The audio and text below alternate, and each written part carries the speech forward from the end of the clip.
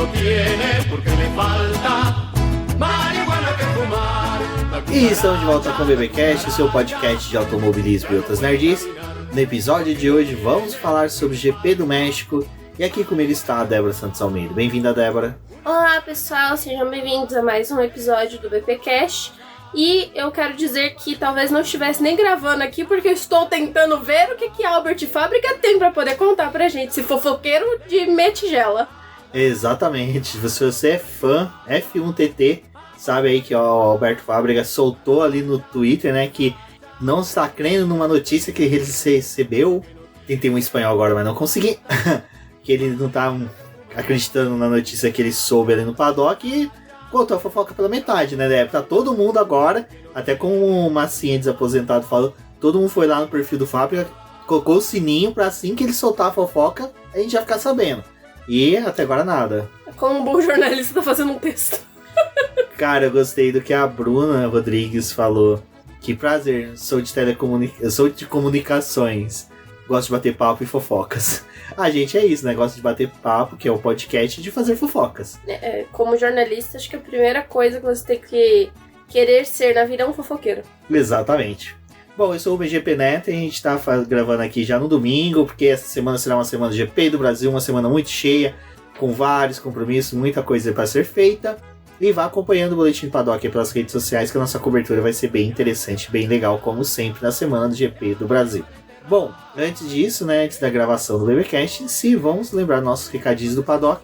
Como sempre, aquele agradecimento muito especial aos nossos apoiadores, aqueles que auxiliam o Boletim Paddock através da campanha coletiva e contínua do Apoies, e também são membros, né, do canal do YouTube. Um agradecimento especial a eles. Também mandaram perguntas para nós, como a gente falou lá no GP de Austin, né, do Texas, dos Estados Unidos, que como seria muito curto, assim, até para abrir a caixinha de perguntas no Instagram, a gente jogou no grupo de apoiadores, mas já deixa avisado aí para vocês. Acabou a corrida?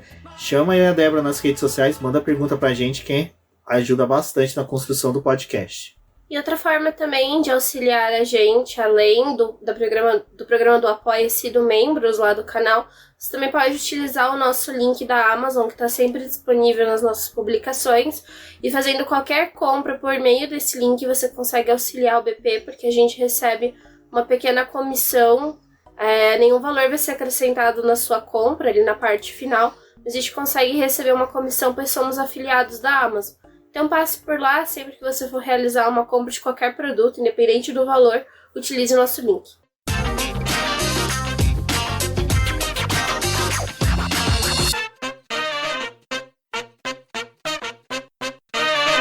Bom, Débora, entre o GP dos Estados Unidos e o GP do México, a gente não teve muita notícia, muito corre-corre, né, de coisas acontecendo.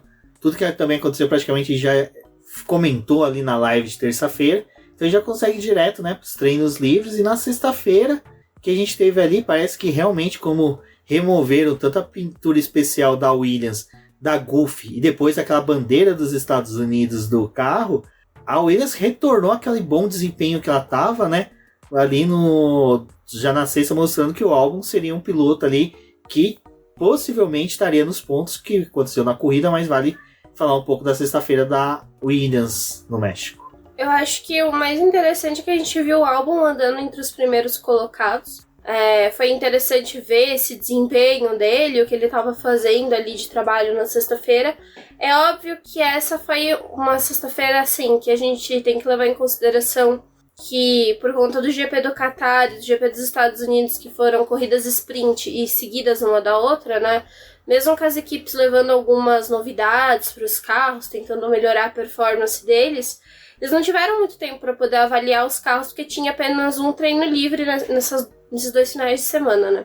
Então chegou no México já com aquela coisa de ter 3 treinos livres de 1 hora para poder avaliar os carros. Algumas equipes levaram modificações para poder melhorar a área de refrigeração dos carros, né? E foi uma sexta-feira muito voltada para análise, utilizaram vários tipos de pneus ali, e a Williams conseguiu ter um protagonismo, mas muito dos tempos que a gente estava vendo em pista ali não era uma coisa muito real.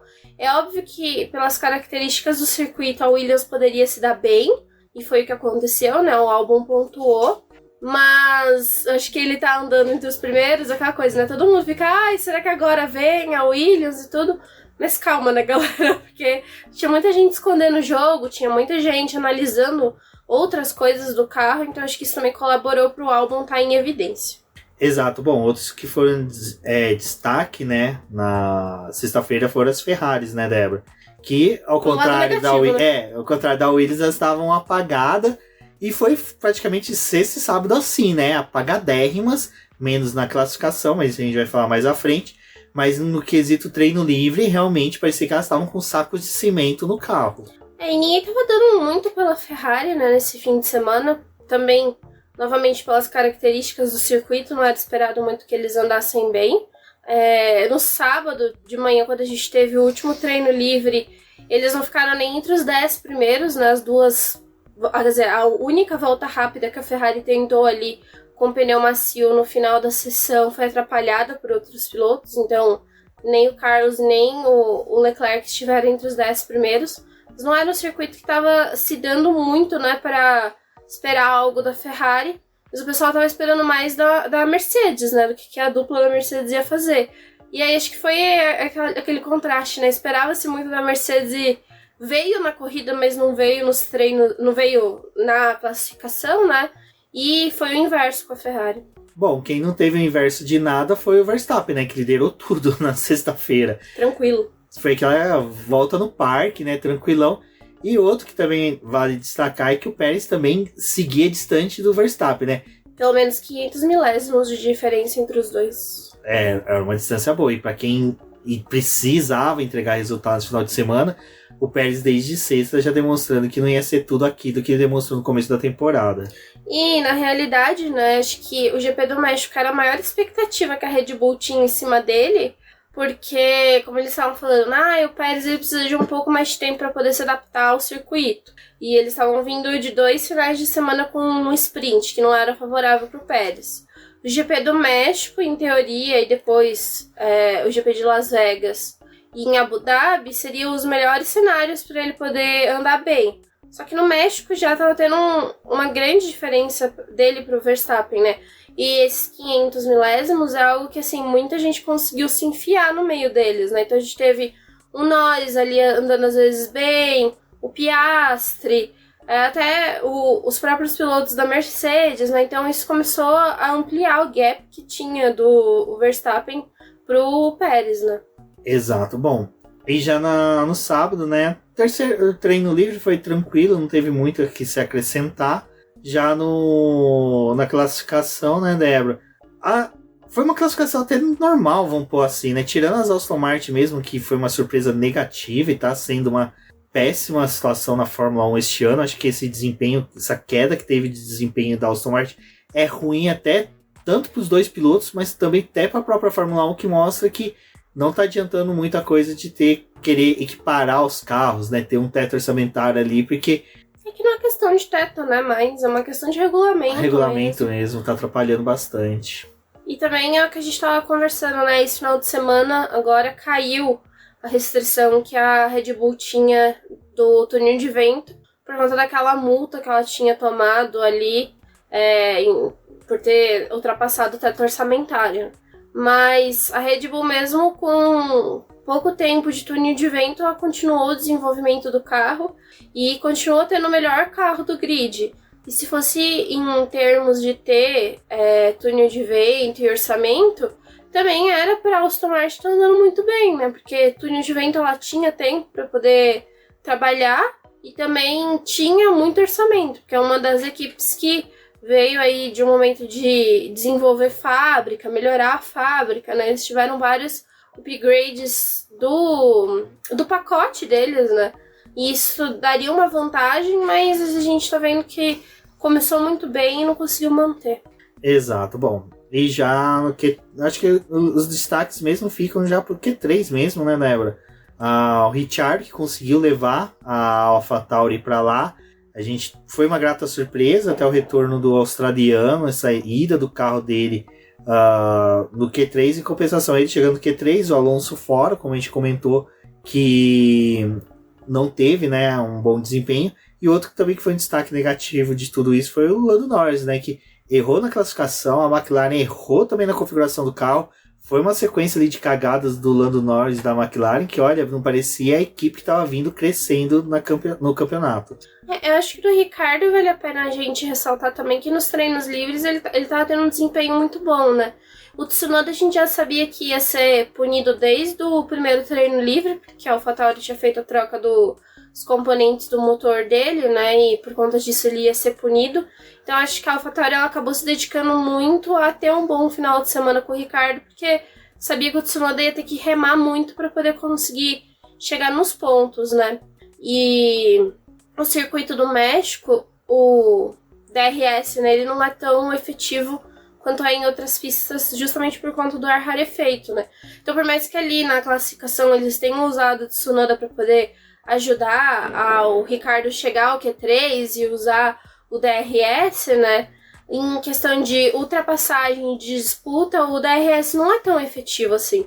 E foi até engraçado que depois que acabou a classificação, o Ricardo falou, tava esperando ficar em sexto, sétimo no final do Q3. O quarto lugar foi muito bom pra gente, a gente não esperava isso. Então, acho que assim, óbvio, tem poucas corridas, né? Ainda que ele tá fazendo com a AlphaTauri, marcando esse retorno dele. Mas depois do Lawson ter assumido o carro e da primeira corrida dele ali nos Estados Unidos, né? E agora no México, acho que foi um ótimo resultado pra ele. E ele conseguiu algo que não era esperado, ainda mais com o carro da AlphaTauri, que é um carro tão ruim. E aí até colaborou pra muita gente se perguntar, né, se a AlphaTauri não tava tendo piloto ou se ela de fato não tá tendo carro. Eu acho que o GP do México sim, também pode ser um ponto fora da curva, né? Mas a gente pode ficar de olho na AlphaTauri para as próximas corridas. Também tem que lembrar que não tem muito tempo que a AlphaTauri atualizou o carro, então também isso pode ser um reflexo deles terem atualizado o carro e agora tá conseguindo melhorar um pouquinho mais em configuração. E comparado com a Aston Martin, que perdeu o terreno e não conseguiu render tanto com as atualizações, qualquer outra equipe que consiga lidar um pouco melhor com as atualizações do carro vai acabar se sobressaindo nesse final, né? Só uma coisa que eu tô acompanhando aqui o Twitter, o Will Bustle acabou de publicar um GIF do Cálice Sagrado, né, em busca do Cálice Sagrado do Monty Python, que é aquela cena em que eles estão chegando na caverna que tem um coelho assassino e eles jogam uma bomba, né? Então, assim, alguma coisa tá pegando no paddock, né? Alguma coisa tá acontecendo. Só que eu fico pensando, porque assim, né? O que acontece? Quando tem alguns GPs, principalmente os GPs que é na América, né? Tanto na América Central quanto aqui, né? Na América do Sul. Vai muita gente pro paddock pra poder ficar soltando notícia falsa, né? Soltando coisa ali pro pessoal poder publicar, porque assim, tem uma parcela de jornalista que vai em todas as corridas e acompanha, mas tem uma parcela de sites e coisas que são locais, então eles se aproveitam disso porque, o pessoal vai acabar comprando e vai publicar aquilo ali que a gente soltou. Será que a gente tá sendo vítima disso? Não sei. Da fofoca mentirosa? Pode ser. Pode ser, porque isso acontece Vamos muito dar uma pausa, você tuita isso, porque isso é algo muito interessante que a galera tem que saber. Bom, aí pra quem segue a Débora no boletim no Twitter, viu que ela publicou isso, e enquanto que ela publicava, né, o Will Bustle soltou mais um tweet comentando cercado de bombas ali, aquele canarinho correndo de bombas, mas enfim, vamos seguir aqui na gravação do BBcast. A bomba que o GP do Brasil vai ser cancelado bastante da temporada, né? Chega. Já sabem que o Vettel... que o Verstappen vai ganhar todas e já vai dar a vitória pra ele nas 3 corridas e acabou o campeonato. Exato. Você vai devolver o ingresso pra gente. Pô, ia gastar esse dinheiro no churrasco. Com os apoiadores do Boletim do Paddock, ó. Vixe. Bom, vamos lá. Comentou, né, do Lando ter sumido na classificação com os erros. O Q3 horroroso do Alonso. O Ricciardo que foi bem na classificação. E a pole do Charles Leclerc, né, Débora? Que, mais uma vez, né, honrou o título que lhe dão de o cara mais rápido da Fórmula 1 em classificação. É uma coisa que eu gosto. Eu acho legal quando tem uma classificação e o Leclerc consegue extrair essa volta rápida. É uma daquelas voltas rápidas que vale a pena você ir no onboard, você ver, ele realmente se aplicou, se dedicou, fez muito bem feita, sabe? E ele não esperava, né? Exato, vale lembrar que a Ferrari veio mal nos Q3 todos, né? Não, quase não passou do Q2 pro Q3, né? Nossa, Q3, dos treinos livres todos, ela foi muito mal. Se eu não me engano, no TL3, o Leclerc foi 13º, 14º, alguma coisa assim. Foi uma classificação Foi o que eu falei pra você, os dois carros ficaram abaixo dos 10 primeiros então, no TL3. Então, assim, a expectativa era bem baixa. E quando eles chegaram pro Q3, eu também pensei assim, Piastri, Ricciardo vão comer eles com farinhas. Mercedes também não, né? Sainz fez, depois veio o Leclerc e fez. Aí ficamos na tensão do Verstappen, o Verstappen não fez. Aí o Verstappen só melhorou, né, na segunda tentativa de volta rápida. Ele foi um dos únicos que melhorou ali a volta, né, mas não foi suficiente para superar nenhum dos dois. E até foi interessante que o final da classificação ali, a pista parecia que estava bem mais lenta, então estava muito difícil de melhorar o tempo. Mas a Ferrari achou essa volta do bolso, nem os dois pilotos conseguiam explicar o que aconteceu ali, porque nem eles esperavam, mas veio aí essa volta e foi muito boa. Mas é aquela coisa, né, de novo, assim, num ano em que a Red Bull tá dominando bastante, era mais um cenário que a gente esperava. O Leclerc fez a pole e não vai conseguir reverter em vitória, né? Acho que o maior trabalho para a corrida ia ser essa pole do Leclerc trazer um pódio para a Ferrari. Mas parece que a Ferrari estava bem mudada esse final de semana, nem parece a Ferrari que erra tanto, que faz tanta besteira. Então foi legal ver essa pole do Leclerc, mas assim, né? Com o Verstappen andando do jeito que tá andando, a gente nem fica tão feliz assim. Exato. Bom, e outra coisa que aconteceu ali no final do... Primeiro que a classificação inteirinha, né, foram cenas lamentáveis de um piloto atrapalhando o outro, como sempre. E também agora me fugiu. Os pilotos segurando ali, né, na saída do pit, qual o Verstappen fez no GP de Singapura, de segurar os pilotos na saída dos boxes. Salvo engano, foi o Alonso, Leclerc e Verstappen, né, que foram investigados por terem feito isso. E o Russell. E o Russell, né? O Russell de todos foi o que mais apareceu até nos vídeos, né? E no final não deu em nada, né, Débora? Os pilotos... É que fica ruim punir agora, depois do que o Verstappen fez em Singapura. Eu imaginava que não ia ter punição, porque ia vir a mesma alegação do que aconteceu lá em Singapura, né? E não foi nada diferente. Eles realmente falaram isso, que os comissários já estão avaliando, já tem um tempo, que essa questão do delta e de cumprir a volta em que você tá mais lento em um tempo ali determinado, né? Não tá funcionando muito bem, mas por enquanto eles não têm uma outra solução para poder levar para a pista que evite acidentes e que seja algo melhor do que está sendo aplicado agora. Então eles reconheceram no caso desses pilotos que, assim, eles fizeram o que era possível fazer, seguraram o restante do pelotão no pit lane para poder respeitar a distância do delta que era esperado. Também foi mais prudente fazer isso do que, buscar uma redução lá mais pra frente na volta e travar ainda mais os outros competidores. Então eles acham melhor segurar no pit lane mesmo do que fazer uma outra besteira, né? E fica aquela lição pra todo mundo. Não espere até o último minuto também pra poder ir pra pista numa classificação, que você pode acabar perdendo tempo atrás de outro competidor e não conseguindo avançar, né? Acho que talvez o grande problema ali foi a forma como o Russell estava posicionado na saída do pit lane, porque ele deu uma travada, então mesmo que outro competidor quisesse ultrapassar ele, não ia conseguir, porque ele estava bem no meio, né? Sim, punição que não... Eu quero ver eles fazerem isso no Brasil. Ali no Oeste, né? Não, na saída dos boxes do Brasil não dá. E esse eu gosto do GP do Brasil, não tem como você parar ali. Cara... É uma ladeira, é uma ladeira, né? É uma ribanceira. Uma ladeira, e quando chega na parte da saída mesmo, ali você é jogado na reta oposta, né?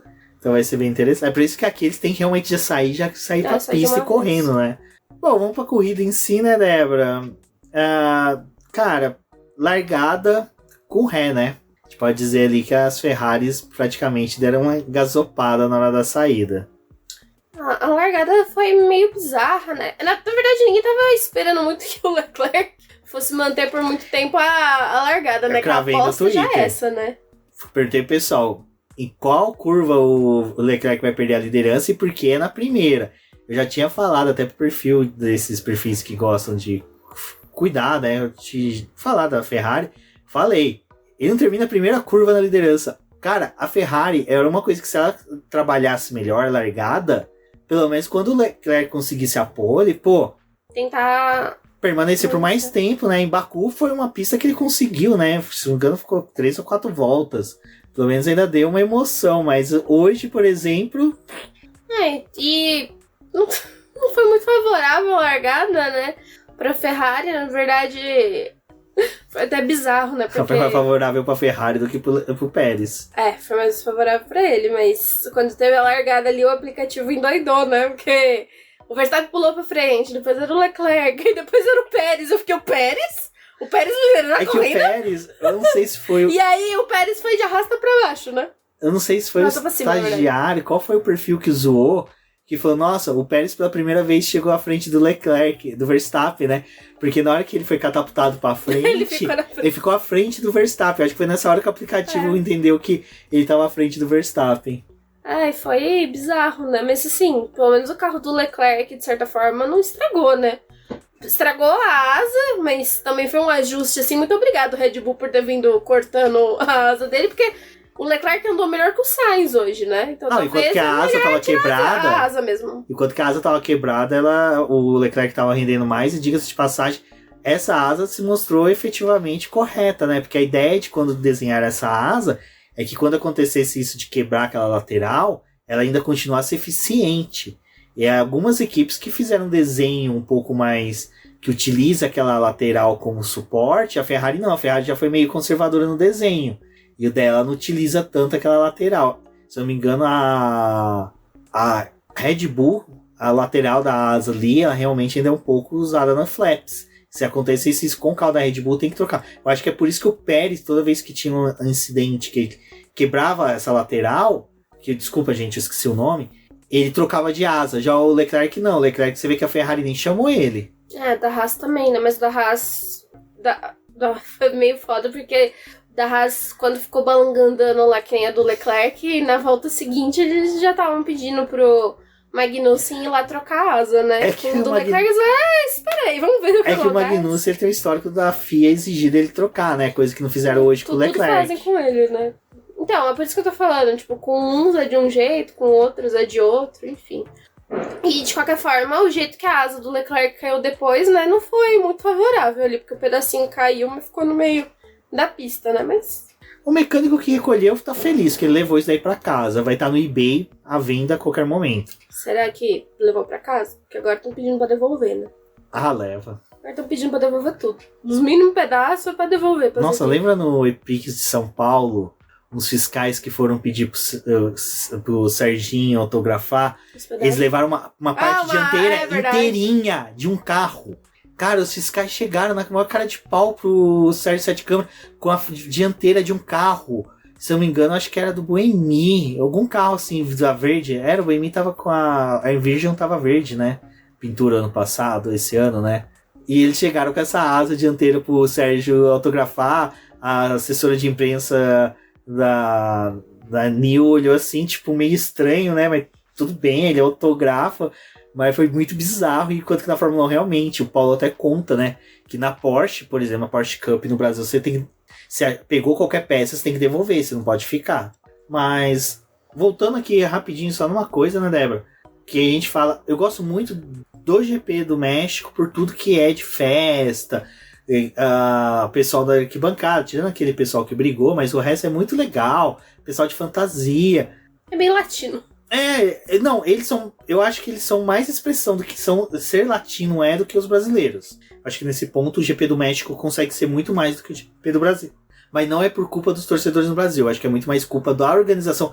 A organização do GP do Brasil, eu tenho a sensação que eles querem ser um pouco mais de formato de GP europeu do que ter uma identidade própria de GP do Brasil. Eu tenho essa sensação. Mas eu acho que também aqui no Brasil... É que assim, o GP do México é muito perto da festa do Dia dos Mortos, né? Que é uma comemoração assim, né? De certa forma, é uma coisa muito familiar que eles tentam resgatar ali, mostrar o quanto que, tipo, a família, as pessoas que estão em volta ali é muito importante. E eu acho que no Brasil tem muito essa coisa de, tipo assim, ai, carnaval, sempre carnaval. Tudo que remete ao Brasil é carnaval. Sendo que, tipo, eu acho que talvez, sim, por mais que seja uma prova que acontece em São Paulo, mas, no entanto, vem gente de todos os estados pro Brasil. Tipo, seria legal também, tipo, cada ano tentar valorizar um pouco da cultura de outros estados. Não precisasse só o carnaval. Exato. Não, eu acho que, assim, cara, São Paulo já é uma mistura danada, né? Já valeria você... E outra coisa, até carnaval, desculpa, carnaval São Paulo é uma marca registrada. Tipo, carnaval paulista, pagode, samba paulista é uma coisa muito forte, tem uma história muito rica. Eu acho que até uma história que poderia ser contada nos GPs é questão de imigração. Pô, você tem uma equipe italiana e que praticamente de São Paulo você teve uma imigração italiana, uma presença dos italianos muito forte. Você tem uma montadora japonesa, você tem a segunda maior colônia de japoneses, a maior colônia do Japão, né? O maior número de japoneses fora do Japão é em São Paulo. Então, assim, pô, dava pra se trabalhar isso. Eu acho que é realmente um pecado. Mas por que a gente falou disso? É que algumas corridas quando tem bandeira vermelha, a gente já fica, né? Pô, que da hora, né? Teve bandeira vermelha, a gente vai ter uma outra parte de corrida interessante, é que ele pega... Não. Simplesmente foi 2 corridas xoxas. México, e aconteceu bem no meio, né? Então, tipo, ainda tinha mais praticamente 30 voltas para terminar a corrida e mais do mesmo. Tanto a pista não tava favorecendo, assim, a questão estratégica. E, cara, eu acho que chegou num momento, até falando de questão estratégica, em que nessa corrida foi muito difícil, acho que pra Pirelli. Porque, assim, ano passado eles não tiveram muita briga, porque, teve os pneus de 18 polegadas, aí a gente aproveita e usa a gama intermediária, porque era a gama usada quando usavam os pneus de 13 polegadas. Então foram na zona de segurança no passado, usaram os compostos intermediários. Aí veio para esse ano, eles falaram, não, vamos tentar outra coisa, né? Vamos ir com a gama mais macia de pneu para poder abrir um leque de possibilidade para as equipes, para que elas façam, ao invés de uma parada só, fazer 2. Aí quando saiu ali no começo da corrida, né, a Pirelli falou, não, mas eu acho que vai ser uma corrida mesmo de uma parada só. Então não adiantou nada trocar a gama de um ano pro outro. Aí veio a corrida, né, enfim. Tipo, mesmo no final de semana, você tendo 3 treinos livres para poder avaliar. Sexta-feira teve aquele lance ali de verificar o pneu protótipo da Pirelli.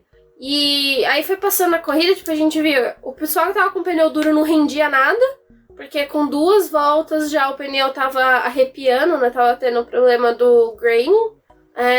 Aí não rendia nada com o pneu duro, mas para poder terminar a corrida, a estratégia era pneu duro e pneu médio, trabalhar com os dois, porque o macio não ia resistir a absolutamente nada. Aí chega ali teve a bandeira vermelha. Então, se a bandeira vermelha tivesse sido assim, tipo, faltando 15, 20 voltas pro final, a gente tivesse o pessoal tentando outra coisa ali, brigando mesmo com o pneu macio pra ir no final da corrida. Mas não foi isso que aconteceu, né?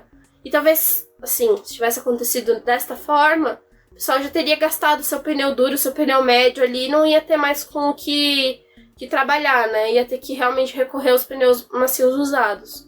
Mas não foi o que rolou. E aí, como aconteceu essa bandeira no meio da corrida, não teve emoção nenhuma, assim, tipo, foi só realmente, tipo, a gente parou de correr aqui, um ou outro mudou de pneu, né, teve uma galerinha ali que foi com os médios, a gente não teve, tipo, aquela corrida que a gente imaginou que poderia ser, tipo, uma corrida sprint, porque não foi uma corrida sprint, porque eles tinham metade da prova ainda pra poder fazer. Exato, e assim, com a disposição de pneus que eles tinham, né, a gente chegou ali no final... Ferrari sem pneus duros novos, então até continuaram com os mesmos pneus que eles tinham, foi complicado. Eu acho que México, cara, pô, pode ser sincero, saudade espirotada. Eu acho que seria bem legal o retorno deles, mas, né, deles não, dele, né. Mas eu tô acompanhando aqui a fofoca, gente. Até agora, nem o Fábricas, nem o Will Buston atualizou nada. Então vamos seguir aqui confiantes que a gente vai acordar, não vai ter nada, porque eu não quero acordar com notícia já todo mundo comentando, fazendo meme. Quero participar da festa também. Bom, quem não participou da festa, né, foi o Sérgio Pérez, que pra festa dos mortos, a corrida dele foi bem morta mesmo. Ai, gente, foi... Olha, eu fiquei um meme do cara, tipo, comendo cereal, pensando na corrida do Pérez. Vai no banheiro pensando na corrida do Pérez. Vai trabalhar pensando na corrida do Pérez. Porque, nossa, gente, olha... Não, corrida não, né? Largada só. Que mas assim, o que eu quero dizer é que... Puta cara burro, bicho. Como é que é do Chaves? Nossa, o que você tem de burro, você tem de burro. Nossa, gente, sério, olha... Eu fiquei revoltada com o Pérez esse final de semana. Revoltadíssima. Porque assim... De certa forma, o Hamilton colocou na mão dele de novo, né? Tipo, uma corrida que ele não terminou, a desclassificação ele colocou na mão do Pérez. Tipo, olha, meu filho, trabalha aí pra você tentar ter o teu vice. Ele devolveu a bola pro Pérez. Aí o Pérez falou, agora eu vou cagar. Agora mesmo que eu vou cagar. Gente, pra que ele foi otimista daquele jeito? Pra que aquela largada? Porque assim...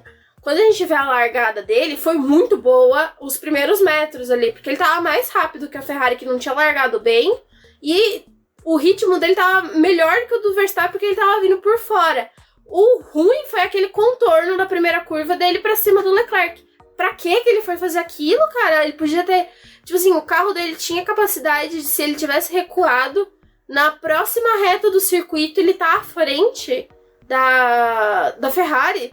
E ele desperdiçou absolutamente tudo. E aí depois, né, que vão resgatar a imagem mesmo, ele destruiu a lateral do carro dele inteira. Ai, gente, nossa, aquilo foi uma burrice. E você vê que a equipe foi muito boazinha, querendo ver se tinha como arrumar pra voltar ele pra pista.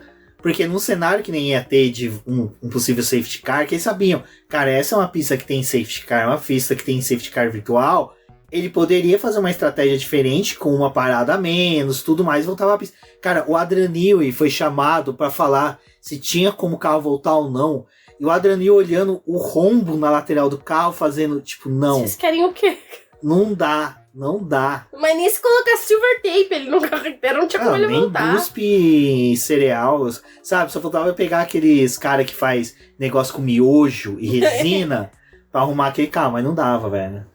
Foi muito feio, assim, pô. Porque era uma corrida que era pra ele só terminar, né? Ele podia terminar, ele só precisava pontuar. Ele tinha que administrar, desculpa, Débora, só pra não perder a linha de raciocínio, e até desculpa mesmo, mas seria mais ele administrar a diferença que ele tem pro Hamilton. Do tipo, eu posso chegar atrás do Hamilton, mas eu não posso chegar muito. Tipo, o Hamilton chegar em terceiro, eu tenho que estar em quarto, quinto no máximo. Mas eu acho que ali, talvez, como o GP do México é uma corrida muito estratégica, talvez nem dependesse tanto de desempenho dele, porque provavelmente a Red Bull ia conseguir fazer uma estratégia pra colocar ele mais pra cima. Porque ele tava largando em quinto. Não tinha, e com o desempenho dele, era pra ele terminar pelo menos no pódio. Acho que talvez não fosse o segundo colocado. Mas talvez o terceiro lugar tivesse conseguido.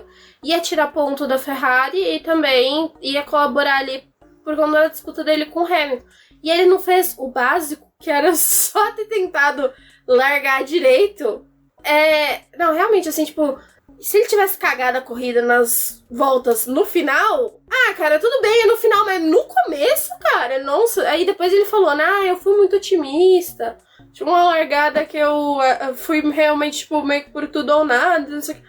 Sim, né, Pérez? Não, meu filho. Não, e não faça isso num final de semana em que o Ricardo, que estava todo estrupiado, está correndo bem. Não, com uma AlphaTauri. Tava largando já na sua frente. Uma AlphaTauri, Sérgio Pérez. Não, olha, sinceramente, agora merece ser demitido. Até nisso, só falando um pouquinho mais sobre isso, até eu comentei no Twitter, né, que, cara, se ele terminasse aquela primeira sequência de curvas em terceiro, quarto que fosse, ele ia ter mais carro que as Ferraris, sabe? E ele ia estar à frente do Alonso. Já bastava pra ele. Do Alonso não. Do Alonso todo mundo tava. Mas do Hamilton, sabe? Pô, então, cara, foi triste. Foi uma aberração, na verdade. Bom, e aí a gente começa a sequência de perguntas, né? Lembrando, galera, aí, mandem perguntas. Acabou a corrida, chama eu e a Débora nas redes sociais, pode mandar pergunta. Como fez o Rafael Fernandes aqui, em que ele pergunta pra gente se o Ricardo, né, já ganhou o assento do Pérez. Olha, Rafael, a gente tá atualizando aqui o perfil do Fábricas, que uma das teorias de conspiração é que é exatamente isso. O anúncio vem aí, né? Aí, Rafa, eu acho que assim, antes eu tava um pouco meio assim, tipo, acho que... Sabe quando você tá naquela corda bamba, que você fala, vai, mas não vai? É, porque a Red Bull não precisa de um segundo piloto tão eficiente, porque tem o Verstappen. Mas também talvez não precisa, tipo, gerar atrito. E aí, talvez... É que assim, a gente viu uma corrida boa do Ricardo agora, né? Mas não sabe o quanto que ele vai manter nas próximas. Acho que precisa ver um pouco mais... Ele sempre foi bem no México, né? Ver um pouco mais a fundo, né? De como que vai ser o restante da temporada do Ricardo. Então, mas eu acho que assim, o Pérez, nessa corrida, ele fez um papelão. Porque tava toda a equipe tentando jogar a favor dele, pelo menos nessa prova, né? Tipo, você tá correndo em casa, tipo, ter um bom resultado aqui ia ser bom. E era uma das corridas que a Red Bull em si tava assim, tipo, é um final de semana que não tem sprint, é um final de semana favorável pra ele. Só que, eu não sei se, tipo, talvez pro Ricardo, mas que eu acho que agora o Pérez tá num passo de rodar e tá. Eu também acredito. Mas porque até pra Red Bull é ruim você terminar só com o piloto. E tem aquela coisa, né? Antes a gente tava vendo o Verstappen terminar uma corrida com 20, 30 segundos de diferença pro segundo colocado. O Hamilton hoje terminou, acho que com 7 segundos. Não, 13. 13? Ah, então esquece. É que a última vez que eu vi a diferença tava em 7 segundos. Então esquece. É que assim, tá difícil defender o Pérez. É que sabe o que também tem? Aquele desgaste da equipe. Toda a corrida termina assim com o Verstappen ganhando e você perde mais tempo respondendo sobre a corrida do segundo piloto que foi pífia. Então você não comenta sobre a vitória do seu piloto. Você comenta sobre o desastre que foi o segundo piloto. Então eu acho que a Red Bull também já tá cansada disso. E ver o material que ela tem à disposição. Tem o Lawson, tem o Ricciardo e tem o Tsunoda. Que o pessoal hoje desceu a linha no Tsunoda, mas vai lembrar que o Tsunoda largou lá atrás. E se não fosse um incidente de corrida, tava pontuando bem. E do qual eu digo que não foi 100% culpa dele. Foi uma disputa de posição que foi incidente de corrida com o Piastri. Mas, Rafão, brigadão aí pela pergunta. Vamos torcer, né? Vamos ver o que vai acontecer nas próximas corridas. Mas o destaque realmente, né, Débora, a prova do Lewis Hamilton, né? À toa que ele é capa do BBcast, porque eu acho que a corrida do Lewis Hamilton foi uma corrida espetacular. Porque, como eu comentei com a Débora, engraçado que ele e o Russell estavam na mesma estratégia. O Russell simplesmente teve um resultado ali na segunda corrida, vamos pôr assim, na segunda metade da corrida, pior do que... Tem uma pergunta da Esther relacionada a isso. Sim, eu já até ia trazer sobre ela. Que, na verdade, foi o Rafão e a Esther que fizeram perguntas semelhantes, né? E daí a gente juntou as duas. Em que a Mercedes está achando o caminho e vai dar o P2 ao Hamilton já... peraí que fechou a tela do celular. Mercedes está achando o caminho e vai dar o P2 ao Hamilton no campeonato? Eu acho que agora é mais possível, assim, né? Porque a gente queria ver o que ia acontecer no México, porque com a diferença que tinha acabado ali a corrida por conta da desclassificação do Hamilton, assim, ainda era possível o Hamilton conseguir o segundo lugar, mas acho que ia ser mais sofrido se o Pérez estivesse, pelo menos, pontuando e pontuasse bem no México. E agora com o fato do Pérez não ter conseguido nenhum ponto, né, no México e ter jogado de novo nas costas do Hamilton, acho que é bem possível que a Mercedes trabalhe agora vendo o que aconteceu nessas últimas 3 corridas para que o Hamilton seja o vice. Eu também acho que o Hamilton tem mais chance de ser o vice, porque por mais que seja o Hamilton sob pressão, atua melhor que o Pérez. O Pérez agora tá mega pressionado. E também foi um domingo que a Mercedes trabalhou muito bem, né? Que ela também tava vindo naquelas coisas tipo, a gente não tá fazendo umas paradas muito boas, né? A gente não tá fazendo uma estratégia muito boa e com o Hamilton funcionou. Eu acho que o Toto Wolff voltou, colocou as coisas bem em ordem, né? Em Austin ele havia voltado, mas ainda o pessoal deu umas ali erros, mas eu acho que agora no México ele conseguiu colocar a casa no lugar. Vamos ver, né? Vamos ver como é que é, mas, cara, a corrida do Hamilton foi muito boa, foi interessante. Acho que foi realmente aquele Hamilton que a gente viu em 2021, 2020, que entregava bons resultados, sabia que não tinha como disputar a vitória, mas soube conservar pneus, soube disputar. A briga que ele teve ali também com o Daniel Ricciardo foi bem interessante. A disputa dele também com os demais pilotos, com o Carlos Sainz também, que fez uma corrida excelente. Acho que os dois pilotos da Ferrari foram destaques, né, dentro do que eles apresentaram em pista, porque com o desgaste excessivo, acentuado do pneu dos carros, mas eles conseguiram entregar bem. Mas ainda na disputa pelo vice, tem a pergunta da Esther, né, que ela fala, restando 3 corridas para o final da temporada, Lewis precisa descontar em média 7 pontos em cada uma das provas. Do Pérez, né, descontar 7 pontos para ser vice-campeão. É possível, ainda mais com o George em uma fase não tão boa e que não consegue ajudar o Hamilton. Acho que a Mercedes nem precisa levar em consideração o que o Russell tá fazendo em pista. É que a Mercedes nunca contou com o segundo piloto para nada para ajudar o Hamilton, né? Vai lembrar que na época do Bottas eles não contavam. E Esther, vai lembrar que tem sprint no Brasil, né? Então, assim, é que eu falei, se o Hamilton me consegue um segundo lugar no GP do Brasil e um segundo lugar na sprint, ele já consegue descontar bastante pontos aí, dependendo do que for o resultado do Pérez. Em Las Vegas ele já é vice e em Abu Dhabi ele só vai administrar. Eu acho que a Mercedes ela nem precisa contar com o resultado do Russell ou do Russell ajudar o Hamilton, porque não é isso que está acontecendo nas últimas corridas, né? E não é isso que realmente está acontecendo, tanto que levou a McLaren hoje a falar pro Norris, né? Tipo, Norris, a gente tá observando a corrida do Russell e aí a gente tá meio que vendo que ele é um desastre, então só vai aí que você vai passar o Russell. Então tá todo mundo já meio com essa visão de que o Russell tá sendo um pouco atrapalhado depois que voltou das férias, principalmente, né? Que ele tá fazendo umas corridas assim que, tipo, não é esperado de um piloto da Mercedes, não é esperado do Russell. E ele, por ter cometido vários errinhos aí, por ter até, né, tido aquela batida bizarra que ele teve em Singapura, tipo, ninguém tá levando muita fé. Então acho que a Mercedes nem tá esperando que ele auxilie o Hamilton, tipo, a tirar ponto do Pérez ou qualquer coisa do tipo. Porque acho que nessa fase final aí, quem vai fazer o trabalho mesmo vai ser o Hamilton. Eu também acho. Acho que o Hamilton, ele aprendeu a não contar com o segundo piloto, né? E o Russell realmente é o que eu e a Débora estavam comentando. Eu acho que as férias de final de ano agora vai ser muito mais importante pro Russell colocar a cabeça no lugar, dar aquela esfriada e sentir um pouco mais até o que é a equipe Mercedes pro ano seguinte, né? Eu acho que o ano passado ele ficou muito confiante de ter conseguido chegar no campeonato na frente do Hamilton, mas esse ano ele tá sentindo o peso de ser, né, companheiro do Lewis Hamilton. E se hoje ele tá tendo um pouco mais de dificuldade no carro, é porque ano passado a Mercedes realmente, tipo, se voltou junto com o Hamilton para poder desenvolver o carro desse ano. Então, a forma como o Hamilton estava se sentindo no carro, o feedback dele, é levado muito mais em consideração que o próprio Russell, né?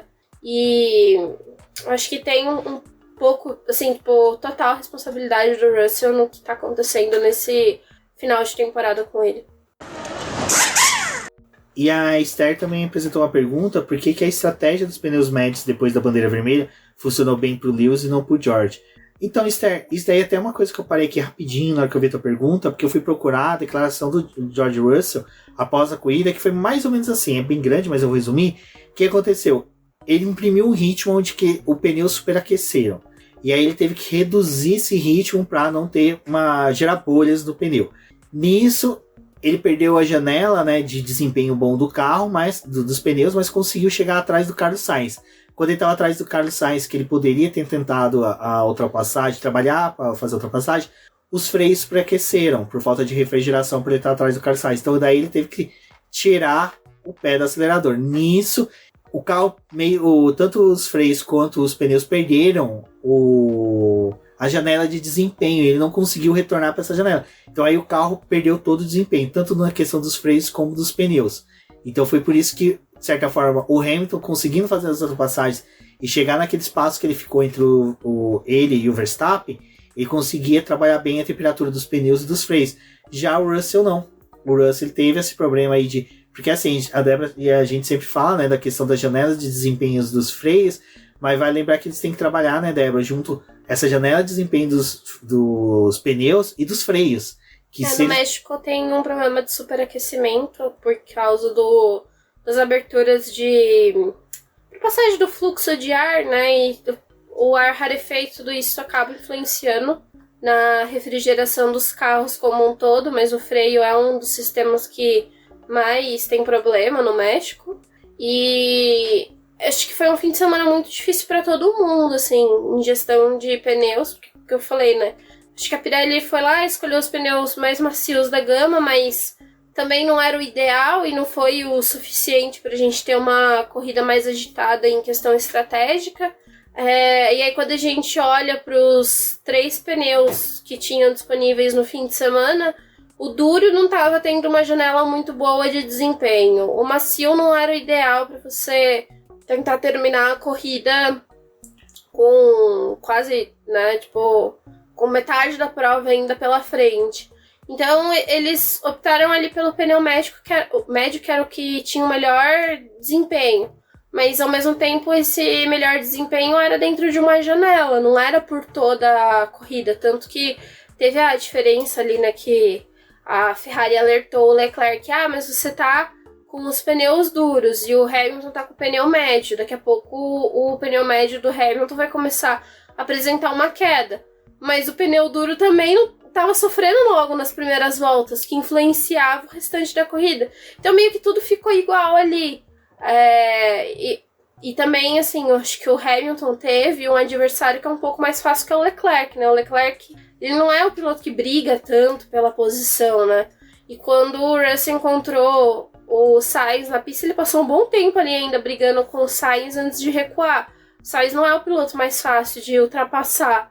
Então acho que tudo isso contribuiu para que o Russell não tivesse uma corrida tão boa de pneu médio como o Hamilton estava tendo ali depois que passou o Leclerc, que ficou sozinho na pista. Exato, bom, mas isso é um exemplo novamente de experiência, né? Podemos dizer assim. Vale muito a questão de saber qual composto, como trabalhar por cada composto, que é uma coisa que a gente criticou o Russell em algumas etapas, porque ele realmente aí não consegue, parece que, assimilar, fazer esses cálculos rápidos na cabeça. Outra coisa que foi bem interessante sobre o Russell foi uma coisa que eu tava comentando com a Thalita, que além de apoiadora, é uma das que sempre tá comentando, conversando com a gente sobre Fórmula 1 nas redes sociais, foi que o Russell, ele comenta a estratégia que a equipe adotou para ele do lado dos pilotos. Ela me comentou que teve uma corrida que, justamente nessa corrida, ele teve um embate direto com o Sainz na corrida, e que ele comentando a estratégia que a equipe escolheu do lado do Sainz. E o Sainz, assim, tipo, meio prestando atenção. E o Russell soltando do adversário. Do Sainz ainda. O Sainz pegou e refez a estratégia dele do Leclerc. Cara, o Russell... E é uma coisa que eu falei. O Norris, eu criticava muito o Norris com isso no passado. O carro dele começava a dar problema, alguma coisa. Ele não sabia reportar pra McLaren. Ele ficava desesperado e começava a berrar. E isso cantava a bola pros outros pilotos. Teve uma etapa na Áustria, não me recordo agora o ano, acho que foi 2021, que ele começou a fazer isso e o Hamilton tava atrás dele. O Hamilton veio babando e passou ele. E o Hamilton não tava fazendo tempo que ia chegar no Norris. O Hamilton tava num momento de administração. Então, assim, o Norris com o tempo aprendeu a calar a boca, vamos pôr dessa forma, na hora que tinha que ficar quieto e falar. Que ele peca, mas bem menos, né? Bem menos. E o Russell não. O Russell é aquele negócio do... É que vocês ouviram agora, era o meu gato tentando destruir a minha cadeira, mas eu já consegui fazer com que ele prestasse atenção em outra coisa. Como o Russell, né? Que toda vez que vai reclamar no rádio é um podcast. Ele começa a debater com o mecânico, ele não relata coisa pro mecânico, com o engenheiro. Desculpa, e espera o engenheiro retornar. Não, ele começa a conversar com o engenheiro, tipo assim, cala a boca, mano! Você tá entregando a paçoca, velho! É foda. O piloto também tem que saber quando usar o rádio pro bem e pro mal. Que nem o próprio Toto Wolff falou isso sobre o Hamilton, né? O Hamilton é um cara que sempre falou, né? Meus pneus não estão bons, meus pneus não estão rendendo. E isso sempre foi uma característica dele que a gente nunca sabia quando ele tava falando verdade ou não, até ele indicar que entrar nos boxes. E por isso que a gente blefa até hoje, né? Faz os blefes. A Mercedes fez um blefe hoje, né? Eu não sei se surgiu efeito ou não, mas pelo menos foi um blefe interessante. Bom, e vale, como a gente estava comentando aí da Ferrari agora há pouco, né?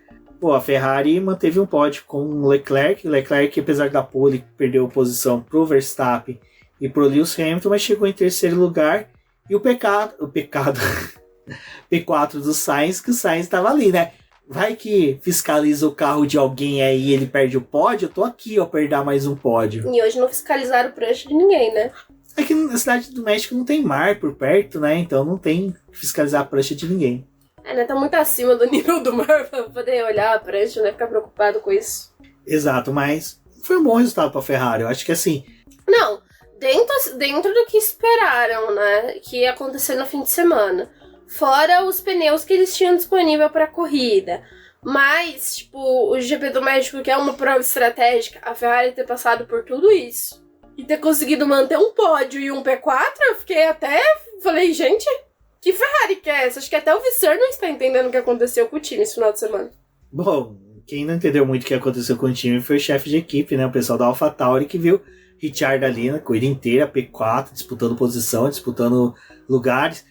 O Tsunoda, que tava tendo uma evolução dentro da pista, cara, largou das últimas colocações, conseguiu, né, se desenvolver, conseguiu chegar e disputar a posição com o Piastri de igual para igual.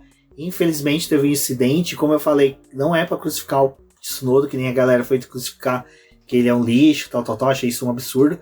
Porque, cara, ele fez uma puta de uma corrida, aquilo ali é disputa de posição, qualquer um faz aquilo ali, a gente já viu tanto Verstappen, Hamilton, Alonso cometer aquele erro que ele cometeu, acho que... Acabou mal, né? O dele acabou mal no sentido de, tipo, ele ter perdido os pontos, mas poderia ter dado muito bom ele ter passado o Piastri, porque acho que o Piastri, assim, comparado, né, com a corrida do Norris, o Norris, ele veio ali do final do pelotão, subiu, cresceu muito, e o Piastri, ele teve uma corrida inversa, né?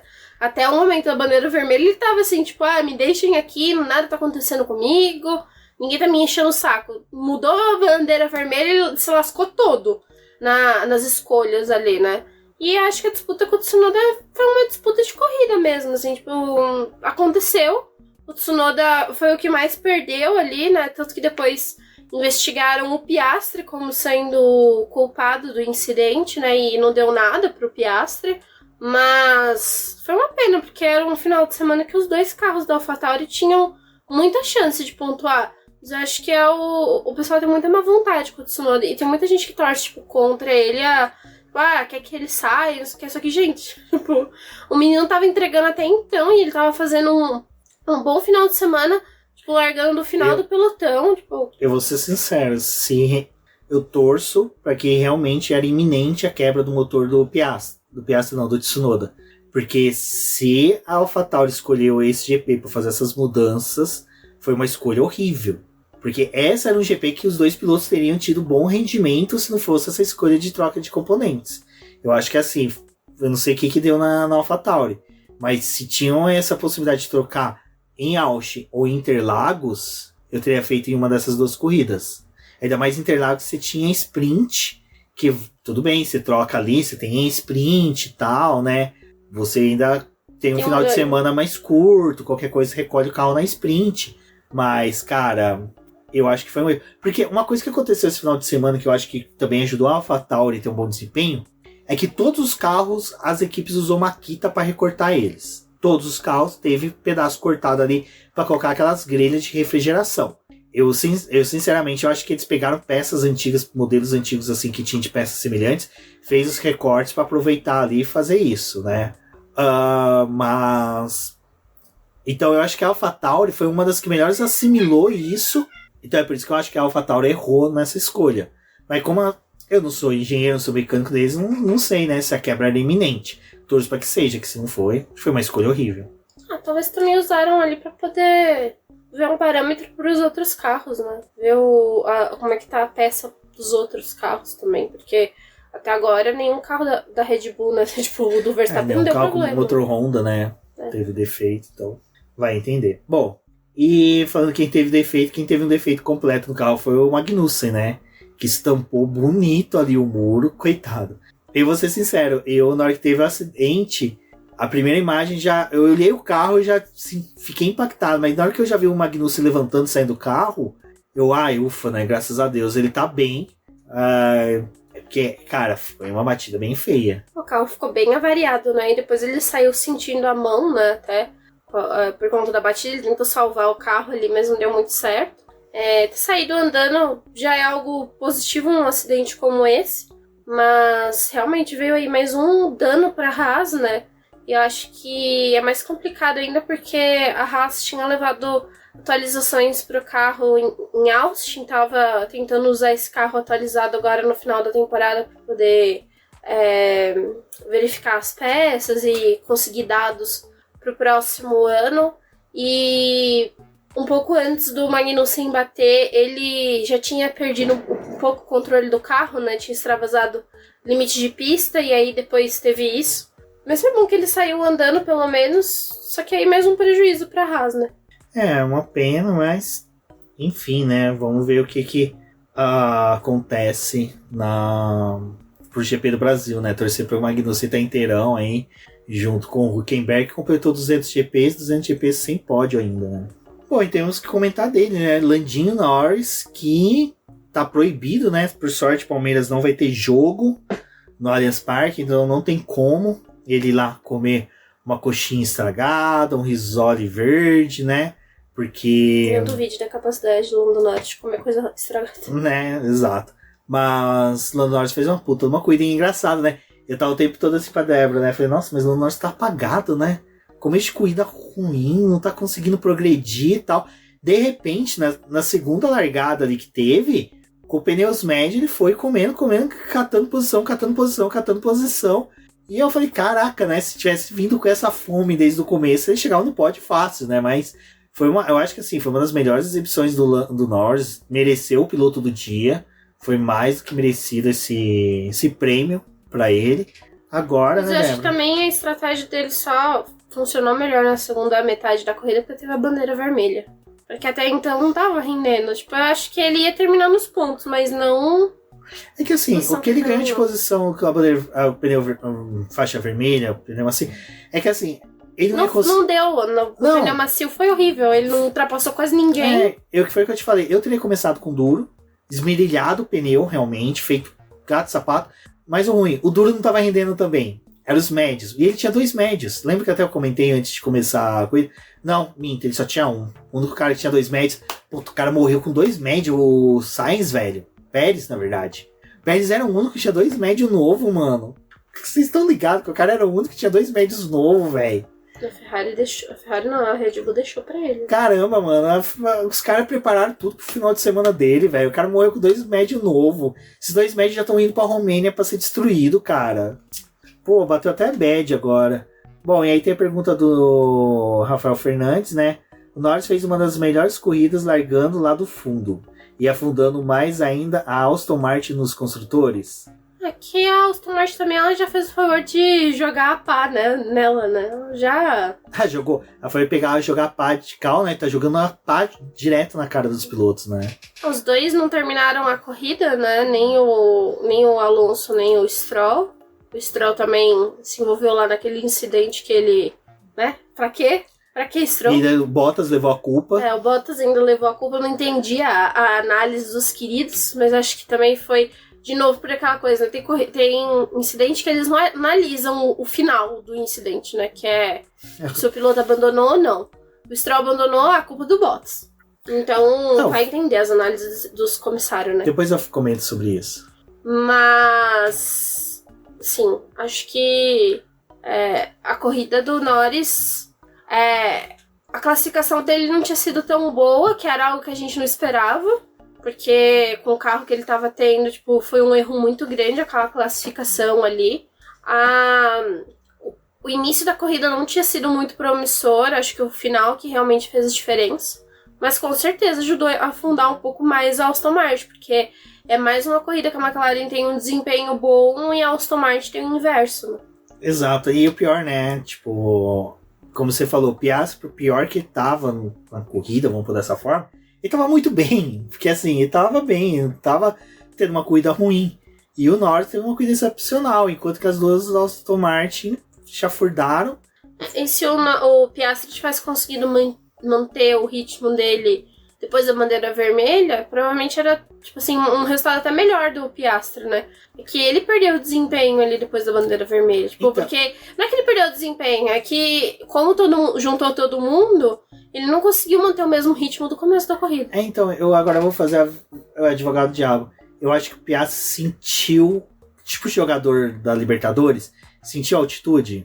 Eu acho que realmente ele é um piloto que sentiu essa questão o carro não tá com uma entrega de desempenho. A McLaren eu acho que também foi um carro que sofreu muito com essa mudança das grelhas, de refrigeração do carro. Eu acho que o Piastri também foi um cara que meio que, tipo assim, pô, eu tô sentindo essa situação aqui, eu não tô... Porque assim, ele conseguiu segurar o Russell muito bem no começo da corrida, mas ele não tava conseguindo progredir, é o que você falou, não conseguiu extrair o máximo do carro. Mas não era algo que é comum do Piastri. Acho que realmente essa é aquelas corridas em que os pilotos têm um desempenho mediano para ruim. E para mim o desempenho do Piastri, pelo que ele pode entregar, foi mediano, não foi ruim ainda. Então acho que foi um bom final de semana para a McLaren, assim. Acho que para não perder muito assim aquela reparação de danos, o desempenho da McLaren ao todo foi muito bom. Mas o negócio que eu ia comentar do Stroll e do Albon, do Stroll e do Bottas, foi uma coisa que eu comentei lá no grupo do BP, lá de apoiadores, né? Parece que o estagiário teve preguiça de pegar todo o lance, né? Desde o Stroll empurrando o... Porque assim, pra quem não viu, o Bottas foi considerado culpado porque ele não se manteve na linha do traçado e é por isso que o Stroll bateu nele e rodou. Mas quem vê o lance por completo, vê que o Stroll empurrou o Bottas pra fora e o Bottas teve que voltar, porque senão ele ia cortar traçado. E o Bottas, tipo, cara, eu não vou prejudicar meu carro nessas zebras. Então ele voltou pro traçado, mas não voltou empurrando o Stroll. Ele voltou pro traçado normal, o Stroll que fechou ele. E aí só pegaram a cena do movimento do Bottas. É o que o Milani falou. A FIA tá com costume, que a Débora também ressaltou aqui, que a FIA tá com o costume de aplicar pelo resultado final, né? Ah, não. O Stroll já abandonou, não vão ter como punir ele, vão punir o Bottas. E pra mim foi uma cagada imensa da FIA. Era melhor ter feito que nem o lance do Piastri com o Tsunoda, não tivesse punido. Deixa considera quieto. como um incidente de corrida e não pune nenhum dos dois, porque se foi pra poder punir o Bottas naquele incidente, pô, gente, o que tá acontecendo? Bom, e aí, pra continuar falando da Aston Martin, tem a pergunta do Rafael, né, que ele pergunta se a Aston Martin já começou a se perder no avanço do carro ou focou em 2024 porque não é mais possível. Rafa, eu acho que eles nem focaram em 2024, eu acho que realmente, pô, Estão perdidaços. estão perdidos no que eles estão fazendo, porque os dois pacotes de atualização que veio para Aston Martin, nenhum funcionou, não deu o resultado que eles esperavam. E, tipo, o que de dado desse carro vai servir muito para 2024? Tipo, eles estão tendo dado do que não fazer no carro de 2024. Agora, o que fazer vai ser bem mais difícil para eles. E eu acho que, de novo, tem todo aquele problema de você copiar um carro, né? Como foi o caso ali de tentar copiar a filosofia da Red Bull, mas você não ter os passos da receita, tipo, o que você tem que fazer depois, para onde que vai, as atualizações e tudo. E não é só trazer atualização, né, para esses carros. Desde o ano passado, as equipes... Assim, ano passado foi muito mais, porque eles ainda estavam conhecendo o funcionamento desses carros, mas eles trazem a atualização, né, e eles colocam ali no carro e tem que ir desbloqueando o potencial dessa atualização. E a Aston Martin trouxe e nada disso funcionou, né? E aí, ali nos Estados Unidos, eles estavam com o carro modificado, tiveram que voltar atrás em questão de configuração. Usaram duas configurações ali, uma no carro do Alonso e outra no do Stroll. O Stroll só que pontuou porque o Alonso abandonou. Aí chegou agora no México, tipo, outra corrida em que a classificação foi muito ruim. Eles voltaram ali no Stroll a mexer no carro pra corrida no domingo, né? Ele largou do pit lane. Aí, de novo, tipo, testa outra configuração. Não trouxe nenhum resultado pros dois pilotos, porque nos Estados Unidos funcionou um pouco da mudança, né? Aqui no México não funcionou, abandonou com os dois carros. Acho que a Aston Martin já se perdeu muito no desenvolvimento desse carro, e assim, o que eles vão fazer pra 2024 é uma incógnita, porque não dá pra você vir com um carro neutro, que nem foi o primeiro ano deles, ali de 2022, né? Tipo, com um carro que, vamos sentir o que as outras equipes estão fazendo pra fazer. Acho que não é mais isso que tem que ser feito pra 2024. Mas também, tipo, chegar em 2024 com um carro, digamos assim, copiado do que foi a Red Bull desse ano. Não conseguir manter desenvolvimento, não conseguir manter uma crescente, não vai ajudar o Aston Martin a ir pra lugar nenhum. Eu gostei do que o Douglas Silva comentou no Twitter, no tweet que eu comentei sobre a pontuação, porque o Sainz ultrapassou o Alonso, né, no Mundial de Pilotos. E assim, se fazendo projeções, tem chance até do Norris passar o Alonso e Leclerc, assim, corre o risco também de passar o Alonso. E assim, o Alonso que estava praticamente disputando a vice-liderança do campeonato no começo do ano, está disputando agora a posição... Disputando não, tentando se manter à frente de alguns pilotos, está meio doído, mas o Douglas comenta, imaginem se a Alstom preferiu ouvir o Stroll, ou seja, ouvir o Stroll no desenvolvimento do carro e não o Alonso, né? E ainda ele comenta, e o carro ficou esse cocô. Eu nem sei se escutar o Stroll, mas talvez ter ido pela mesma coisa que aconteceu com a McLaren nos 2 últimos anos. Tipo, você tem um piloto dando um feedback do carro para você continuar o desenvolvimento numa linha, você tem que mexer no carro porque o outro piloto não tá entregando. Então você tem que fazer tipo o mínimo para que ele ande. E aí eu acho que acabou que atrasou a Aston Martin, assim, tipo, se dividir em questão de desenvolvimento, tipo, tentar algo para poder pelo menos trazer o Stroll para a zona de pontuação, enquanto quem realmente eles deveriam ter focado era no Alonso, e o Alonso agora tá nesse movimento de estar em queda, né? Queda livre no campeonato. Exato, e para finalizar o podcast, a gente tem, né, o álbum que conseguiu, né, Débora? Pô, não se classificou bem, teve volta deletada, não foi? Salvo engano. A volta do Q2 dele, que era pra ele avançar, porque Q3 foi deletado. Exato, conseguiu ali chegar aos pontos. Mais uma vez o álbum mostrando que se a Williams tivesse um bom segundo piloto, e agora realmente, cara, o Sargent tá pesando nessa equipe, ela poderia vir para 2024 mais forte, até quem sabe 2025 melhor ainda. Mas o álbum teve um bom desempenho. O Sargent até conseguiu um brilhareco ou outro ali, de certa forma andar próximo das pontos. O Alonso, né? O Alonso tá na corrida cansado já do que tá acontecendo. Mas eu acho que a corrida do álbum foi positiva. Não foi a corrida que a gente tava imaginando que fosse, pelo que ele tinha feito nos treinos livres. Até porque ele não conseguiu mesmo na classificação, então não tinha muito o que fazer. Mas eu acho que a disputa ali que teve pra poder salvar um pontinho ali, pelo menos no fim de semana, foi muito boa. Ele terminou em 9º lugar, então terminou até a frente do Ocon, né? E foi uma disputa boa ali, a Williams conseguindo mais uns pontinhos pra levar pra casa, o Albon fazendo mais um bom fim de semana pra ele. Acho que vale a pena ter, tipo, os treinos livres bons, a classificação ok ali, conseguir de novo mais uns pontinhos, é algo que faz muita diferença no fim de semana do piloto. E o Albon, ele tá numa crescente muito boa com a Williams, né? Acho que enquanto tem outros times aí que tá se afundando, a Williams tá começando a engatinhar ali com algum resultado, a gente consegue ver um lado mais positivo, então foi muito bom esse final de semana como um todo. Acho que o domingo mereceu esses pontos. Bom, foi isso, né, gente? Acho que o GP do México, no final, é isso mesmo, não há muito que se falar. Vai ter a live na terça-feira, onde que eu acredito que a gente vai pautar um pouquinho mais preparação aí pro GP do Brasil, mas acompanhe. E Débora, qual foi sua nota pra corrida? Eu já vou antecipar a minha, foi uma nota 4. Eu acho que, assim, foi um fim de semana um pouco meio xoxo, né? Tipo, não teve tanta emoção, tudo. Acho que a corrida a gente esperava um pouco mais, mas ao mesmo tempo, acho que eu esperava um pouco mais da corrida por conta da Pirelli ter mexido nos pneus ali. No final de contas foi mais do mesmo, né? Acho que um 5 tá bom pra essa corrida. Não foi ruim, mas também não foi boa. Eu acho que... Meio a meio, deu pra levar. É a corrida do meio de uma rodada tripla, não dá pra esperar muita coisa, até porque tem tipo mais uma trilogia, prova, né? Você tem 3 filmes, sempre o do meio é ruim. O do meio... Salvo O Senhor dos Anéis e De Volta pro Futuro, que os 3 filmes são maravilhosos. Então, o resto de trilogia realmente é sempre o do meio, o piorzinho. Bom, gente, eu sou o BGP Neto, agradeço a todos que ouviram até aqui. Se possível, compartilhe nas redes sociais. Um agradecimento muito especial aos nossos apoiadores. Um forte abraço e até a próxima. Obrigada, pessoal, e até a próxima.